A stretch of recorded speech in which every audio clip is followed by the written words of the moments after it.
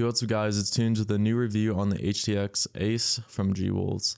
This is the Ace version and not the 4K version, since personally I do not like 4K, and I will get into that later in this video, but first I want to talk about the price of this mouse. So the price of the Ace version is $109, which is very respectable considering what you're getting out of a mouse. It does not have 4K for the price, but once again, you're getting a top sensor, very low weight at 39 grams for the full shell, and 36 grams for the honeycomb. So included the $109 price tag, there is a $10 shipping fee, but you can use a code like BoardZ or your favorite content creator's code and it knocks off $10. So it's basically free shipping.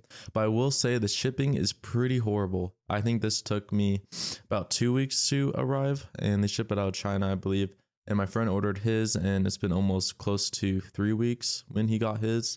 So the shipping wait times are pretty bad. So just be aware of that. You might just want to buy it on the third-party market like Reddit or Twitter. So now let's get into the shape, because shape is king in my opinion, especially at the low weight. The build quality, click quality, everything is just fantastic. So the only really main factor that I'm going to go into this video is the shape. I will go into the clicks and the side buttons and everything like that, of course, later in the video, but shape is king and I want to go in that first. So this shape is fantastic. It's easily in my top 3 favorite shapes, and I'll tell you why.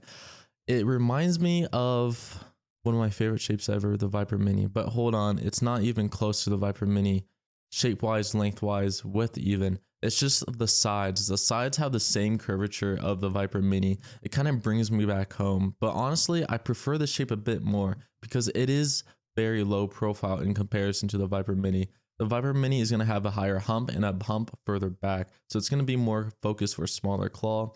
While you can claw with this just fine, and I prefer larger claw on this mouse in comparison to the Viper Mini, it's more focused for fingertip considering how low profile it is, but it's still yet super comfortable with claw. And I was very surprised from this since the hump is more towards the middle and it's super low profile.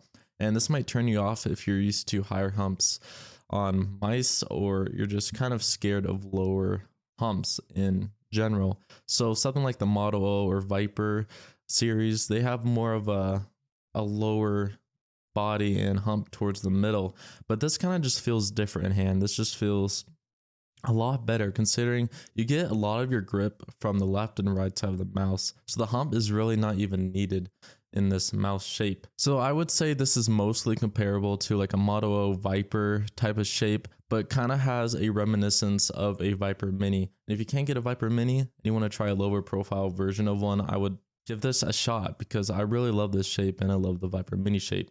I will say I've been starting to prefer this over the Viper Mini shape, but I'm still testing that out. Let's talk about the clicks. The clicks are zippy 60 million and they're fantastic in the HTX. The HSK, I will say they're a bit heavier, but they're the same switch. And in the HTX, they're slightly lighter, which I prefer. And they're just fantastic. One of my favorite clicks on the market, especially in this mouse. I will say I do prefer pink dots more, but they just did such a fantastic job. There's no creaking or left to right wiggle on the main clicks. It just feels fantastic in a premium mouse, especially for the price tag. I will say they're a bit mushier on the side of clicks. They're not super tactile like Kale 4.0s or 8.0s if you are coming from them, but they just feel so much more comfortable, especially when you're spam triggering or spam clicking like in Fortnite or Osu or whatever the case might be. This is the dream. The side buttons are fantastic too. They're light and easy to actuate, and the side button size is perfect for the size of the shape itself. I would say it's somewhat similar to the GPX, but slightly larger vertically and kind of curve out more, which I do prefer. And they don't stick out too much, so there won't be a big problem if you're kind of annoyed by side buttons that push out further than others. It's pretty comfortable to use and easy to reach wherever your thumb is on the mouse. So let's talk about the feet. The feet are pretty horrible, I will say. They're not the worst out there. I will say Pulsar's are a bit worse, their stock feet, but they're very scratchy and a bit slower than most. I will say it's mostly just scratchy, and I believe it's the size of the feet. They're very thin and they're coming at 0.7 millimeters, which is a fine thickness, but I'm talking about the size of the feet itself. I wish they were slightly bigger or have 4 in each corner with a larger size like Starlight or something like that. I'm not a big fan of these feet, and they wear down pretty fast if you're on glass. And if you transition from glass to a normal mouse pad, you'll notice a drastic difference since the glass does wear down the PTFE skates pretty fast. But that's one complaint I wish they would improve is the feet. Another con of this mouse, and this pisses me off a lot. So I use the scroll wheel quite often, the click of the scroll wheel in Fortnite very often. And it's really just hard to reach my thumb up and click it. And sometimes it just doesn't actuate. It's more of where I'm clicking the click than just being a faulty switch in there. But it's just very difficult to click.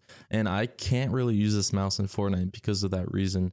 So that's another reason why I main the HSK. The switch is closer, the scroll wheel is closer to my middle finger, or my pointer finger, sorry.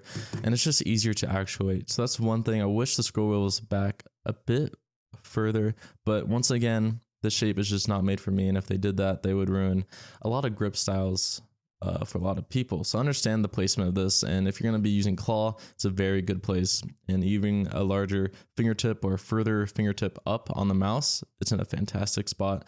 I just wish the click was a bit more tactile or easier to actuate and not like misclick, if you know what I'm trying to say. So my final thoughts of this mouse is it's fantastic. I love this mouse in every way. The build quality is just amazing. It's very strong, no rattling or anything that's similar to a bad performing mouse. The sensor is great, clicks are great. I would recommend this mouse to every single person that's looking for a lower profile mouse that's similar in size to the Viper Mini or to the Model O-. I will say this is going to be a better quality than most of those, and for a cheaper price tag, especially if you're going to get the new Viper Mini that just recently released. But yeah, I would everyone check this out. It's definitely worth a pickup if it's made for you. And yeah, thanks guys for watching. Have a good day.